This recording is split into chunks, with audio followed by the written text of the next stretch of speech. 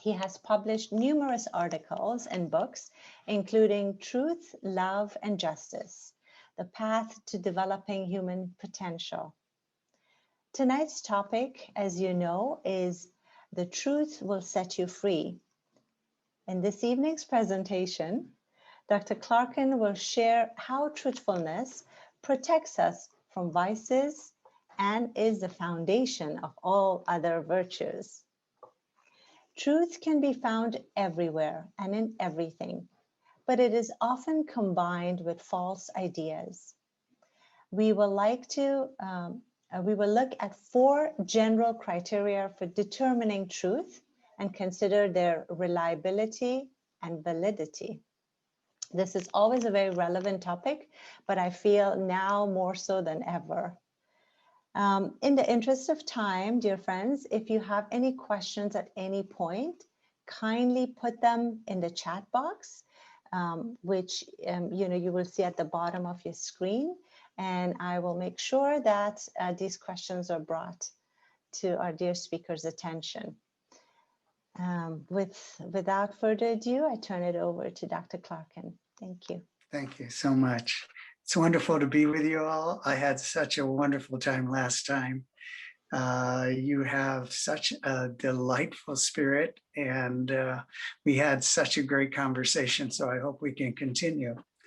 Last time we talked a bit more about truth, love, and justice as how they work together. And one of the requests at the end of that is if we could just talk about truth. And so that's what we want to do tonight. And so it's going to be a conversation, but hopefully it will be a transformational conversation. It will be an uplifting conversation where we will all develop some insights and our hearts will be cheered. The first thing I think we need to know about truth is that it is relative, that we do not know the truth, that there is a truth, but none of us knows what that truth is. We have a relative understanding of it. And what I'm going to be doing tonight is talking a bit about my understanding of truth. But you need to know up front that my understanding is limited and faulty. And it really is only as we begin this process of kind of consultation, of sharing, of reflecting, studying, that we're able to come to deeper truths. We go through various stages in understanding truth, and we always are trying to get to a higher stage of understanding.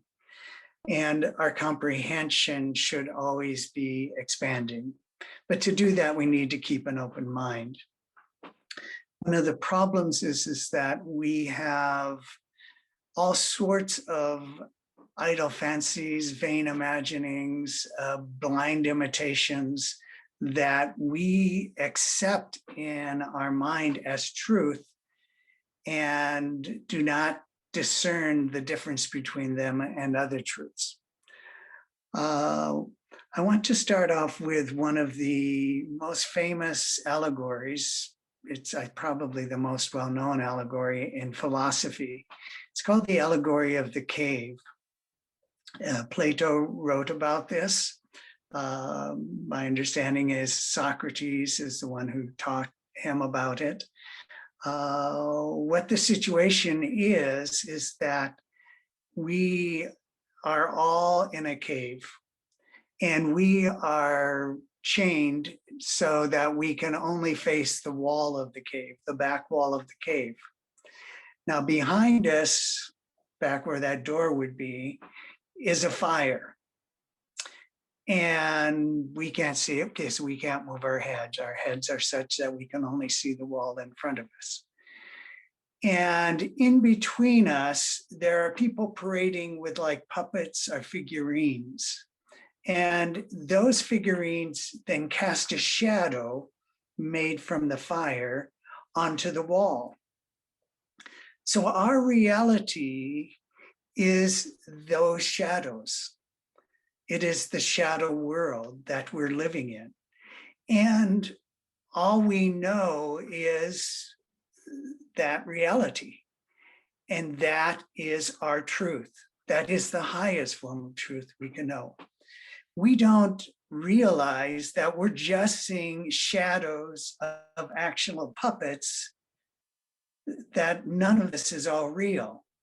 But the most intelligent person in that world is the person who can figure out what those shadows mean.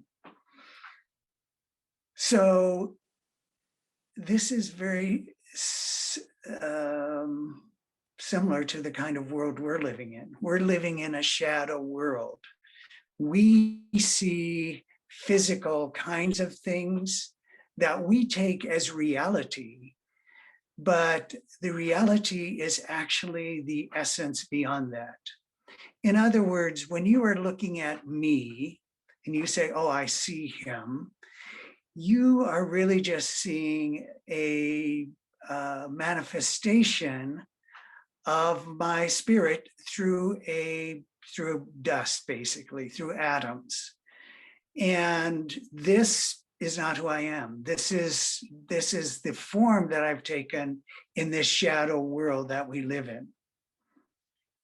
The real world is actually a spiritual world. It is a world of essence. It's a world that does not have the physical body. So the fact that I happen to be a male is not a spiritual reality. My soul is not male. That I happen to be of a certain color has no relevance to my spiritual reality. Everything about my physical reality is not important. It's a shadow. Although in this world, this is what we place importance on. We look at the person and we judge them by how they look, by their gender, by their race, by their class, by all of these things that are not real. These are truths that we hold on to that are illusory, they're temporary. And in the next world, if you look to find me and I look to find you, you won't be seeing this. You will be seeing a spirit, which if you have those spiritual eyes, we will recognize one another. So now imagine in this cave that one of those people should get free and turn around and look and say, wait a minute, these are just shadows of figurines that are going by the fire. The real thing is not these shadows, but it's these figurines. It's these puppets and these things. And if he were to try and tell this new truth, this is a new higher level of truth he has. And now he thinks, now I know truth. I've seen truth. I see it going with my own eyes here. He would try to tell these people, but because they can't see it, they would think, what is wrong with him? Why is he acting so crazy? Why is he saying these nonsense kind of things? We can see the shadows in front of us. What is he saying? These figurines are here. Now, if further that person were to get free and to go out of the cave, think what hard reality is facing him. All of his life he has lived thinking shadows are real. Now he's come to this new awareness. No, these shadows are made by figurines. But now as he goes out of the cave, there's a whole, he sees for the first time real light, the light of truth, shining on everything. And if he's like most creatures, he would rush back into the cave because this is so frightening. This is so challenging. He doesn't know how to live in this world. He doesn't know what this means. He doesn't know how to act, how to even survive in that reality. And if he were to go back down into that cave to his friends to say, listen, there's a whole nother world out there. This world is not real. That world out there is the real world. Free yourself.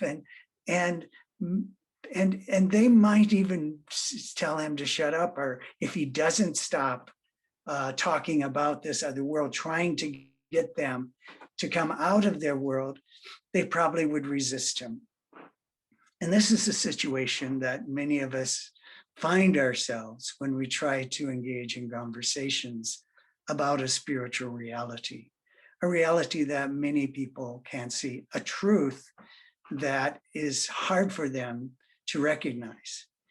And we have all gone through similar stages like that in our lives of understanding truth according to our limited capacities at different stages as we're growing.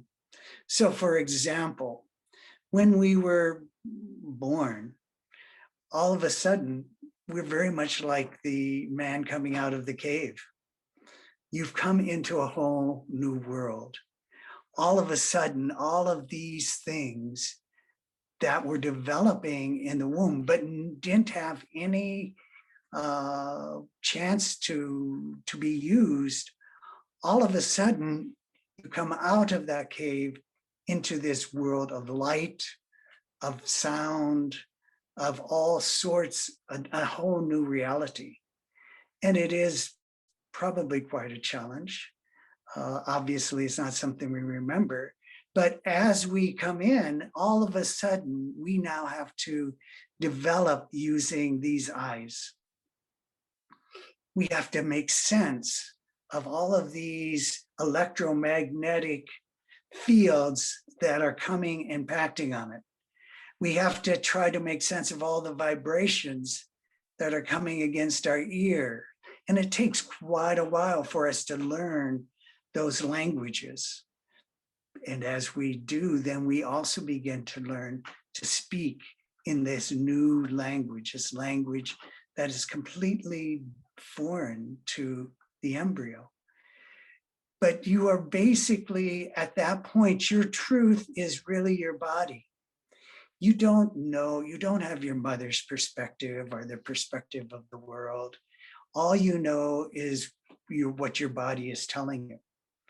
And so as you are taking in things, you're trying to make sense of them.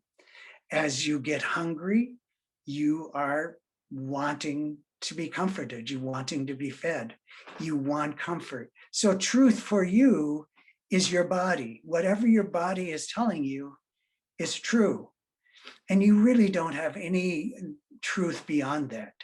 And so when you cry and your mother is tired, you can't be blamed for that. You're doing what is natural to you.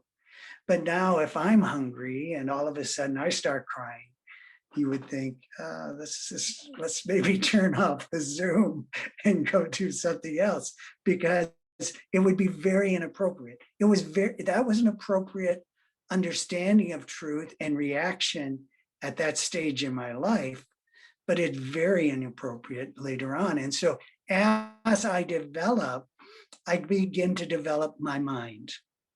And my mind goes through several stages of knowing truth. And I'm going to kind of simplify these stages. There are many more if you study psychology, but basically as you come out of infancy, you'll move into childhood and you begin to develop a first person perspective. And if you do study psychology, you'll realize that that children only see things from their perspective. In fact, when I would do this to a baby, I literally am gone to them because they can't see me. And so when I go open up like that, all of a sudden it's a big surprise to them. For us now, if I do this, and you would think, again, I'm a bit wacky.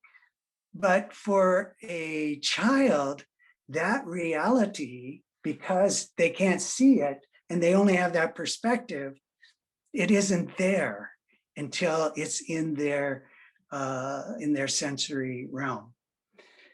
So we move from that, but so our truth at that level is very limited, very egocentric. And all of this, we don't leave any of those truths. I continue to get hungry.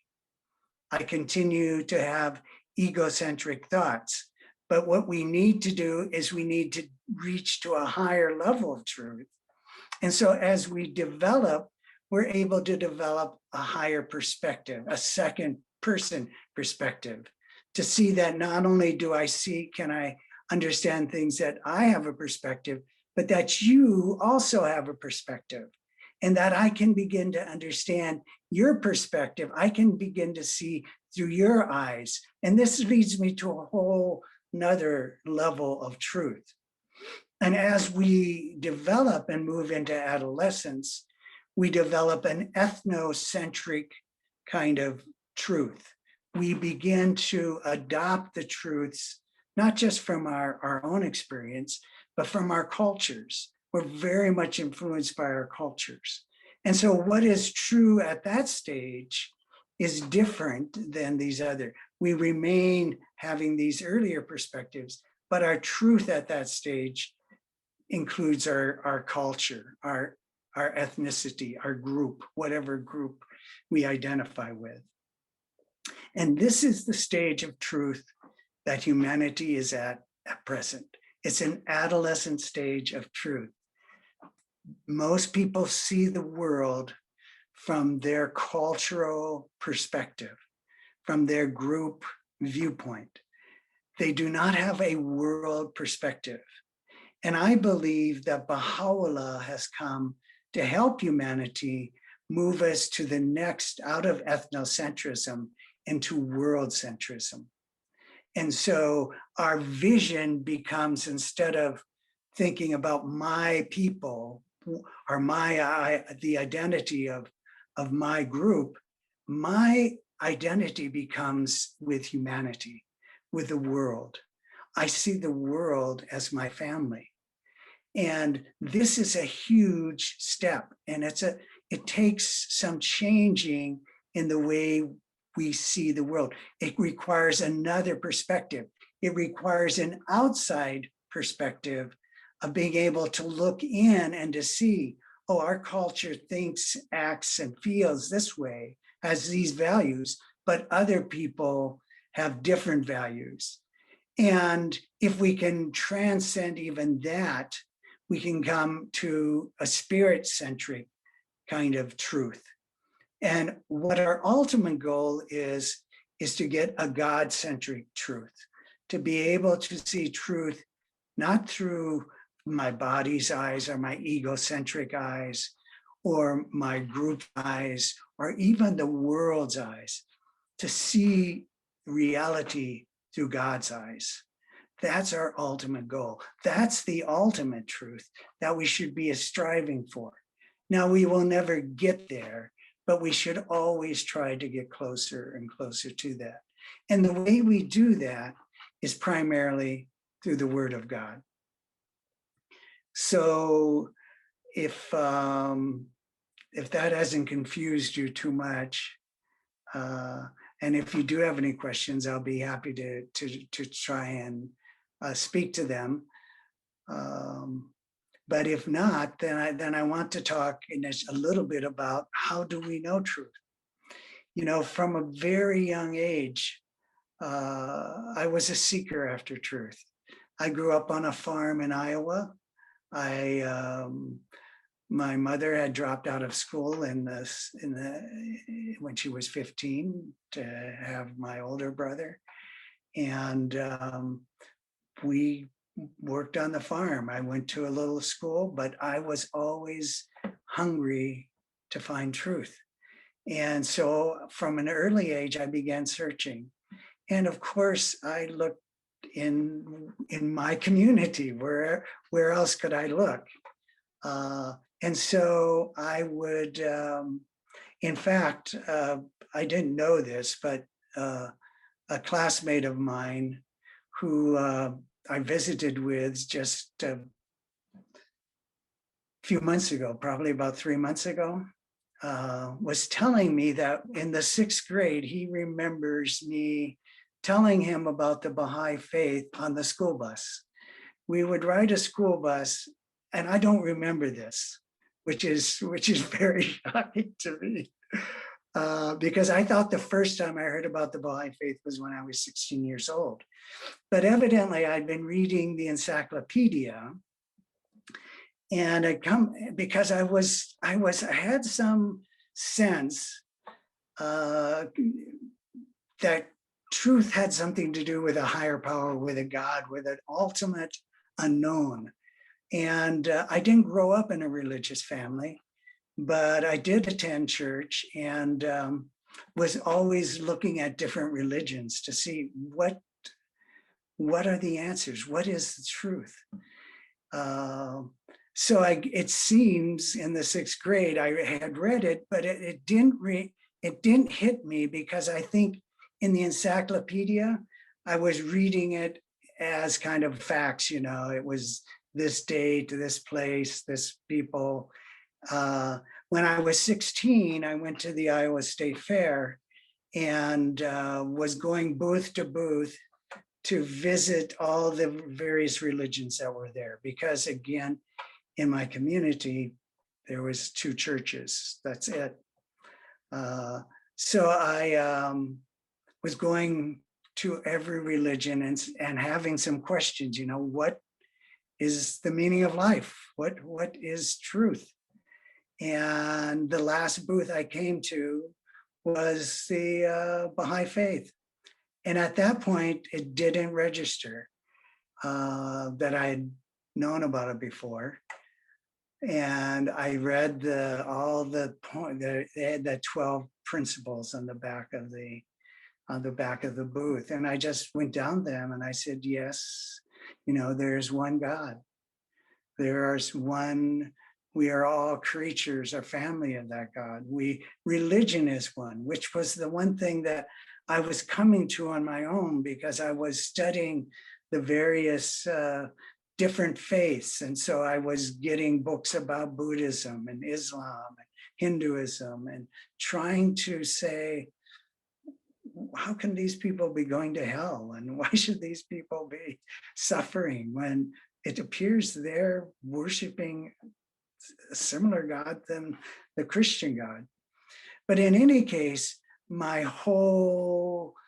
it was a process, and it continues to be a process of uncovering truth. So there are 4 methods that Abdu'l-Baha talks about in actually 3 different places. 2 talks he gave in the United States, and one in Some Answered Questions, where he talks about the 4 criterion for knowing truth. And the first criterion he outlines is that of through our senses, through our experience. We can know truth by, you see it. You see me and you can say, but even if you take this truth, for instance, we have, let's say, 20 people here, all watching the same person, hearing the same talk. And if you took those 20 people aside one by one and asked them, describe this person and describe what he was talking about, you will get 20 different descriptions, because our senses and our understandings of what we take in is all based on a relative understanding. And we process it through our own filters, our own cultural things. Someone might look at me, well, most people would look at me and say, he's a very old man. So there might be 1 or 2 people would say, well, he's a young fellow, but not likely. Different views would come out depending on your relative perspective. So the point is that our senses are not reliable. Our experience is not reliable. There's a tremendous amount of science to support this, but very easily you can see just in their visual optical illusions where you think something is, for instance, as you're looking right now at this, you see my head, and then you see this picture in the back here. Now you would say, oh, that picture, well, in fact, that picture is about as big as my thumb. And in fact, I mean, your eye, literally, that picture is as big as my thumb. And in fact, that door is as big as my thumb. The point is if we trusted our senses, we would get many things wrong. We make lots of adaptations and to take care of that.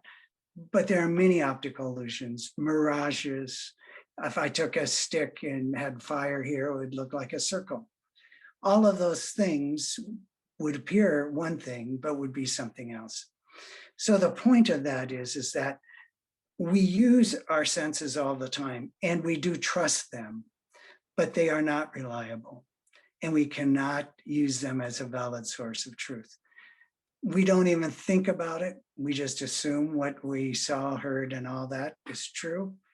But it is limited and it is faulty. And it's something we don't even think about. The second kind of truth that we don't, and this is not the second one that Abdu'l-Baha talks about, but it's the second kind of truth that is we don't even think about, and that's our intuition. We intuit a lot of things. We sometimes may call it common sense, or just we know this, or we were inspired, or we have just lots of intuitions. So, I mean, for instance, and again, many of these intuitions are wrong. We know they're not reliable because, again, we have 20 intuitions here. I may ask a question, what is your intuition about this? And we would get 20 intuitions back. But even our kind of reasonable intuitions are wrong. So, for instance, I have here a pen, and I have some paper. I paid $1.20 for these pen and paper. The pen cost $1 more than the paper did. How much does the paper cost? Most people will say it costs 20 cents, but that's the wrong answer. Your intuition is saying, oh, it's 20 cents. We do very quick thinking. It actually, the paper would have been 10 cents and the pen would have been $1.10, because you take the 10 from the dollar and then it's $1 more than that 10 cents. And again, our intuitions are often wrong. And if you're interested in that, there's an excellent book called Thinking Fast and Slow by Daniel Kahneman that looks at a lot of our cognitive errors that we make. So now I want to talk about two ways of knowing truth that Abdu'l-Baha talks about that I think offer us ways to interrogate some of the truths that we just take for granted. This is truth. This is real. The first one is reason or science. And this is, if you read the Baha'i writings, it is reason, the intellect, the knowledge that is the gift that distinguishes man from the animal. This is the gift, greatest gift of God to man, is the intellect, the ability to understand. Science is a very powerful tool. And science is really a gift of God. I mean, science is the gift of intellect, being able to take observations and understandings and to test them, to get proofs, to see if our truths hold up. And so much is science venerated within the Baha'i writings that Abdu'l-Baha says if religion doesn't accord with science, it's superstition. And so we have to give great accord to science. And so if you want to know the truth, one of the things you can do is study science, and you will get more truth. But again, science is not completely valid. And if you study science and begin studying it, you're going to find that many scientists have many different viewpoints about what is life, what is reality, what is my hand made of, how are we living? All of these things are scientific questions, but people will come up with different answers. But you will come up with certain basic fundamental truths that you can rely on until science comes up with the next higher understanding and level of truth. That's the beauty and power of science. And that's why the Baha'i faith is, as Shoghi Effendi says, follows the scientific method. It is scientific in its approach. We are always looking for a higher level of truth. We accept, okay, this, we know this, but we know that it's limited and maybe faulty. And so we will do more experiments. We'll look at it in different ways to try and make sense of it. So that is a way of knowing truth, which we should look to. But again, we have to know that it's limited and faulty, just like the other three. The final way of knowing truth is what Abdu'l-Baha calls tradition. But in tradition, he focuses on religion. And in fact, most religions come out of, most traditions have come out of religion. And again, he says, even if you would say, my religion is true, I know my religion is true, my understanding of that religion is going to be limited and faulty. And so what I'm doing, for instance, is sharing with you my understanding of what Abdu'l-Baha has said about the 4 ways of knowing truth. If you want to get better understanding, you should go and read Abdu'l-Baha directly and meditate on what he has said and pray for more understanding, and then have discussion, consult with other people. The Universal House of Justice has given us, has really put us into a learning mode. In these last couple decades, the key process that the House of Justice has said we're involved in is to be in a learning mode. And quite frankly, it's been challenging for a lot of Baha'is, because they have had to come to a different way of looking at reality. The way they saw things before, now they have to look at it differently. They have to think about it differently. They have to act differently. And that's a challenge. What happens, we're like those prisoners in that cave. We are very comfortable with our world. We're very comfortable with those shadows going in front of us. And it's very hard because we know it's predictable, but it's a prison. Just like my egocentric thinking is a prison, my body is a prison. And if I don't free myself from my body, I will not grow, I will not develop. If I don't free myself from my cultural limited thinkings, I will not grow and develop. So we are being called by Baha'u'llah to move to this next higher stage, to turn away from those shadows and to look towards the light, which will be hard because we have to be different. I am a male, I am a white male, I'm a white male of a certain class, I come from America. All of those things are privileged. It's very comfortable for me to be a white male of an educated class from America because I get all the privileges. People regard me well not even knowing me. They don't know anything about me. They just see, oh, he's a man, he dresses a certain way. Maybe when they hear me speak, he speaks. Oh, he's American. I've traveled to over 65 countries. You know, he's rich, whatever. All of those things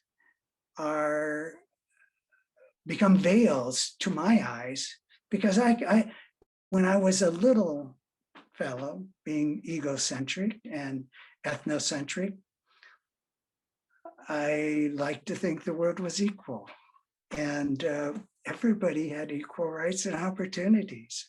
What's wrong with you? You know, we live in a free country, et cetera, et cetera.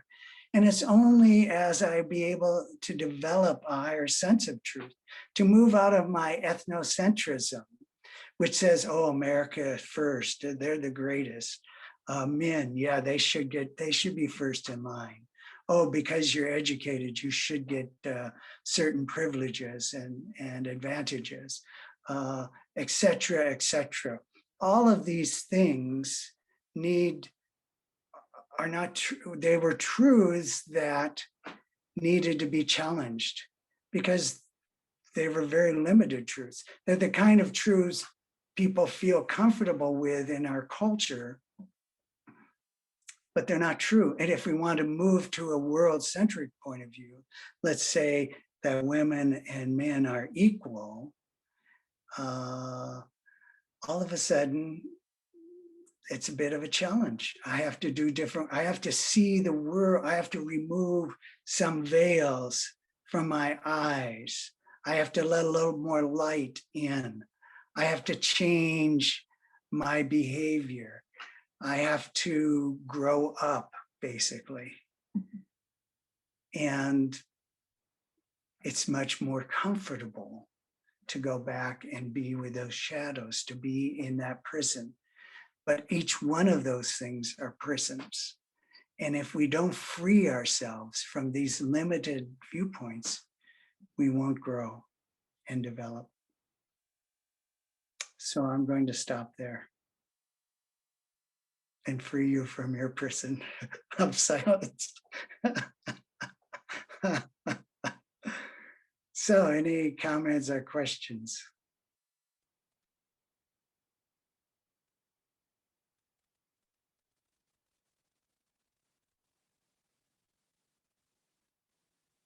If not, I can carry on, but I would prefer to have a bit of a conversation. Let me just talk about the learning mode, because I have a feeling, Rod, that Oliver has a little question brewing. I don't know why I have this feeling. Oliver, just prove me wrong. It might be your intuition. I might have a question. All right, go ahead. I'm sitting with it. I'm still sitting with it. All righty. Well, while you sit with it, I'm going to just talk a little bit about the learning mode. Because again, this is a process that we can learn from. And the House of Justice has described that learning mode. And so I think if we talk about that, we can use that learning mode here as a way for us to come to a higher form of truth. The first thing that I always do when when I ask the question, is it true? I always ask the question, what does science say? And what does religion say? And if I can get some congruence between those two, then I feel some power. Abdu'l-Baha says you can't rely on any of these, but in one of his talks, he said, if you put them all together, then you have greater confidence in that truth. And in another of his talks, he says, the only way of knowing truth is through the Holy Spirit. But it doesn't go on to explain how do you tap into the Holy Spirit. But my understanding, my answer of that is through the holy writings, through the Word of God. The Word of God contains the Holy Spirit. And if you want to tap into that Holy Spirit, you can do that. So, and one of the processes of doing that is being in this learning mode. And I, as always, try to develop some mnemonic to help me remember. The mnemonic I have developed is arcs. These are the 4 things that the House of Justice has said are the cycle. It's really an arc. An arc is like this. So this is the arc that you can go around to continue. It's a spiral, then it spirals up. But the A of the arc is action. To find out if something is true, act on it. Go and do it. See if it works. I mean, that's the scientific method, is do the experiment. The R in arcs is reflection. And so they say to be in a learning mode, you need to reflect on your action. So not only do you do the experiment, but then you think, okay, what happened in the experiment? What occurred? So you think about that and try to make some sense of that. The C of the arcs is consultation.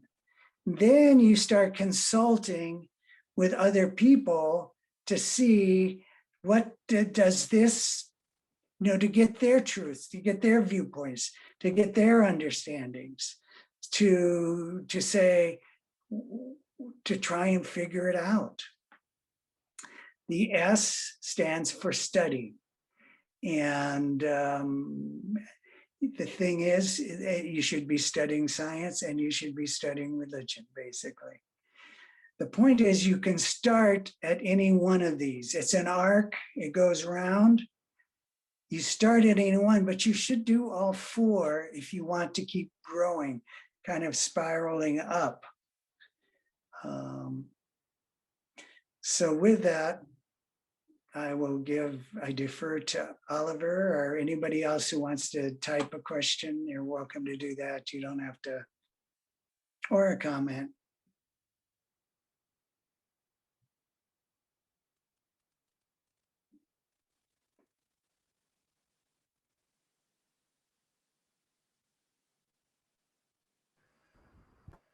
There. No one has any questions? Well, unless you do, Bruce. Oh, Is it I have Bruce? some questions. I don't think you're Bruce. You're... Just things to talk about. No, I found your presentation really interesting. I was involved in education myself. So this notion of going from the egocentric and ethnocentric and expanding the mind and stuff like that really accords with me. I see your view on the truth as complementing my view on the truth. I'm not a truth relativist. And if I go over your 4 criteria, actually, these are the tools I use as a human rights advocate. So if we start off with the senses in seeing things and listening to things and touching things, we learn from that. Intuition plays a part. But then we get to the role of reason, which you would use to interrogate some of these sensual thoughts and so forth. And much of my work as a human rights advocate is based on evidence-based research. So I'm sort of in the universalistic mode because I deal with universals such as human rights codes and international law, that sort of thing.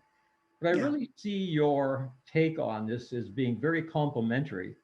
You go to your 4th stage, and I'm quite willing to go to that 4th stage too. So rather than say I'm opposed to the general thrust of what you have to say, I'm actually in accordance with it. I see that is another stage going from 3 into something very wonderful. I'm a spiritual person. And I certainly can feed into your thoughts on that very thing about raising consciousness and so forth. So I see your work and take on as being very complementary to what I do. And thank you for your program. It was very interesting. Thank you. Well, I think, again, that's one of the keys about truth, and that's why consultation is so important. Truth ultimately is one. Truth is unifying. And so truth should be complementary. But truth is also very broad. And I use a story here of the blind men who are feeling the elephant. And of course, each one of them has their own truth, depending on the part they see. And it is partly by our being open-minded and being willing to entertain other people's truths that we are able to grow. One of the earliest papers I wrote was called The Highest State of Being and Knowing. And in it, I looked at what one of the great, Karl Jaspers, one of the most renowned philosophers, wrote an encyclopedia of all the philosophers in human history. And he chose 4 as the most paradigmatic, that had the most influence. And so as an educator, I thought, you know, your idea is to teach students to reach goals, to reach, what is the goal of education? And I thought, well, the goal of education should be the highest state of being and knowing. And what have the greatest philosophers in human history defined as the highest state of being and knowing? In other words, kind of what is the highest state of truth? The 4 philosophers that he chose were Socrates, Buddha, Confucius, and Jesus. And in his writings, he said, if there was a 5th, it would be Muhammad. But he didn't feel that Muhammad had the same historical influence that those other, had the same worldwide influence those other 4 did. So he didn't include them. But I then did a paper called The High State of Being and Knowing, and I included Muhammad. And then I said, well, how does Baha'u'llah's conceptions of the highest state of being and knowing compare? And in that, you know, basically, you can read it if you like, but basically it comes down to selflessness and detachment. The thing that is of interest right here is that Socrates was known as the wisest man. And he didn't think he was the wisest man. In fact, he thought these other people were wiser than he was. But the Oracle of Delphi says, when asked who is the wisest, Socrates the wisest. And the reason he was the wisest was because he was the one who knew that he didn't know. And because you know that you don't know, you are open to learning. And I think that's why children are so much sponges for learning. They know they don't know. When you get so smart and you think, oh, I know things, you stop learning because you're no longer open and receptive. And so I think we need this kind of humility, this sense of wonder, of awe, recognizing that we always have more to learn, that much of what I think is true is prejudiced, is biased, it is influenced by how I was raised, the culture I grew up in. And I'm trying to free myself from that prison, from those narrow blinders, and to open up my vision so that I can enjoy the world. I can see reality for as it truly is. And quite frankly, we just see a very little part of it. Even if we say, okay, what I see is reality, it's not reality. What we see is a very narrow band of the electromagnetic waves. We see a visible spectrum that's a very narrow band. Other animals could see ultraviolet and infrared, and there are all of these things. Our eyes don't see it. So when you're looking at me, you're seeing a very limited what your eyes can register and your mind can interpret. It's not, if you could see the whole electromagnetic spectrum, I would look very different. Rod, if I may, I can't type fast enough to write questions. Yeah, go ahead. at the outset, when we first started this, you talked about degrees of truth, or that there, Yeah, and it kind of confused me, because yeah, just a few minutes ago, you also said that truth is one. yes. So, there's a little conflict there. Do you mean that there are degrees of truth, and that they are all truth within their own realm? And Yeah. the other question kind of connected to this, pertaining to unity. If I am in this cave looking at the shadow on the wall, and that is my reality, and I am able to detach myself enough to start backing to the entrance of this cave and realize that what I am looking at is actually shadows. As I exit the cave, I am approaching degrees of truth. Yes. So if I cannot convince those that are in the cave with me that this is actually occurring, Yeah. Am I creating disunity? Yeah, no, well, and this goes back to my first talk, which was truth, love, and justice, saying that any one of these, any virtue by itself can become a vice. It can become a problem. And so you need to moderate it with unity, for instance. So you don't just go and tear the veils off people's eyes. They will run back into the cave. You cannot do that. You have to be loving. You have to be fair to those people, fair to their level of understanding. In the same way you wouldn't talk to a child and try to have him understand a truth that really requires an adult mind and experience to understand. You would also have to be sensitive to people's limited understandings and to be able to remove those veils in a way that they are not going to run back in, because it's all truth. The fire is light. The shadow on the wall is also light. They're all lights. They're just different degrees of light. And you want to try and get to a higher degree where you can be able to discern more reality. But if for instance, within the Baha'i writings, there is this principle that if it would be better in a assembly to be united than to be right.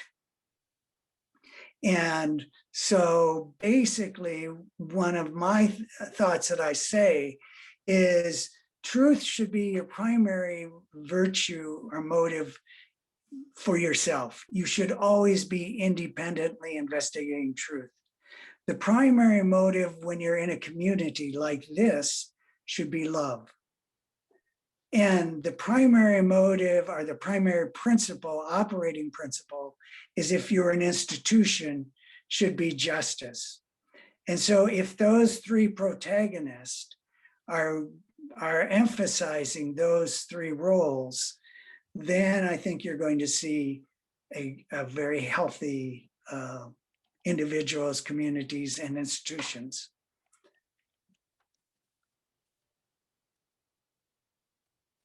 And so truth is one. We just see it differently. We can only grasp it. It's like, let's just say, we're going to call truth or God the sun as a metaphor. And it's just too powerful. We get the energy from it. Some of us can go out and get the full sun. Some of us can't. Some of us, depending on our condition, can only absorb so much of that. If we look directly at that sun, we actually will be blinded. And that's why I think we can't. We are protected from that. And we then have these great educators to bring us the truth that can filter it in a way that we can understand.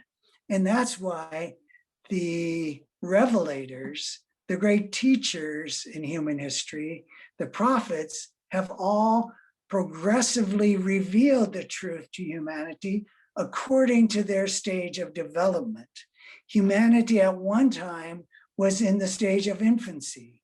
And so when God spoke to them through the teacher to them, he spoke to them according to their needs and their understandings. He gave them truths that they could absorb so they could move and develop to the next level. And when they became children, he sent a different messenger, a different teacher. Just like when we go to school, we have various teachers all teaching us the same truth, but according to our needs and capacities, they will teach it as we go along. And ultimately, finally, Baha'u'llah has come. See, these messengers actually become the transformational forces that move us from one stage of civilization to the next stage of civilization. We have been in the stage of civilization, of nationhood, and really it's an adolescent stage of humanity if you compare it to the stages that we go through individually. But if you look at the whole development, you'll see that we are now, that Baha'u'llah has come to put us to the next stage, which is that of maturity, our world consciousness. And it's a big transition. All of Baha'u'llah's teachings are moving us to a whole new level of truth. Hey Rod, I have a question. Yeah. Love the presentation, and I can tell that you have been pondering and contemplating and assessing these truths for yourself, and you delivered it with precision. So thank you for that. Thank you. One thing that I noticed that you really displayed succinctly is the fact that there's a lot of progression. There's progression in going from the first perspective, second perspective to, the egocentric, ethnocentric, as well as the fact that also in the Baha'i writings, what I'm learning is that there is also the progression of the divine teachers that are manifested. Yes. So I know that, so with Socrates, he knew that he didn't know. And the essence here of the high state of being and knowing is one of it is detachment. I'm curious from your understanding, how do we detach from our previous phase to get to the next phase? Because we get comfortable with, oh, I know the truth now. We're comfortable here, but we're adolescent and we're ready to become adults. So we have to let go of the truths that we understood as adolescents to become adults. How do you let go? How do you detach? Well, I think we do it naturally up until the ethnocentric, because humanity has moved through all of these stages of development. We naturally will also progress through them without much effort. If you live in this culture, you are going to move out of your body. Nobody can live in this culture and stay in their body. Although some people do try to, for instance, people who become addicted to drugs, it's very much about their body. They want that comfort of the body. They become prisoners of their body. So they not detach from it. And only the healthy development. So you kind of naturally move up all these stages to, otherwise you're going to be a social outcast, or you won't live within the community. If you don't have a certain ethnocentric point of view, you're going to be an outcast. So it's quite comfortable to move there. It's natural to move there. it takes effort now to move to the next stage, because the world has not yet reached that level of consciousness, this world centrics. And that's really, I think, part of what humanity is about, what the Baha'i faith can do for humanity at this stage. And that's why it's important for our social discourse and action to try and help people to think differently, to see the world through humanistic eyes, through eyes that say, we are all one family, that we shouldn't just be worried about my nuclear family or my country or my party or my whatever identity group you identify with. That's not your reality. That is not who you are. Your identity is as a human being. And that is where we need to move to. And that's when we start getting equal rights. We start getting rid of the prejudices and the barriers that keep us from knowing and loving and serving humanity and God. And it's evolutionary, just as the same, it's evolutionary. We have gone through an evolution just right now. To my life has been a mirror of the evolution of humanity. There was one time when humanity was embryonic, wasn't even in the form, it was maybe like a bacteria, or like a little worm, or later like a fish, or like some other animal. And so it's gone through all of these stages biologically. And now when it's born, it's now going through all these stages mentally. So humanity at one time would have never been able to grasp the teachings that Baha'u'llah has brought. It's only because of the teachers that have gone before. Just like if I'm trying to teach you a higher math, there's no way you would understand it unless you've had all of the teachers before who've built up all of the foundations that you could build upon. And so all of those teachers were needed. It wasn't like Jesus didn't know what Baha'u'llah could teach. He knew that, hey, we're in the 5th grade here. We're not going to be dealing with advanced trigonometry and calculus. We're going to be dealing with, fractions and things like that. So it's according to their capacity. The teacher, it's not each one of those teachers had the capacity. They then are giving truth in the same way we talked about earlier. You need to give a truth according to the people's capacity to love. And if they can't take it, and in fact, all of those teachers were rejected because they were pushing humanity to come out of the cave. They were saying, okay, you've been living like this. It's been okay, but it's time to grow up. It's time to go to the next stage. You no longer can go to potty in your panties. You now have to use the toilet.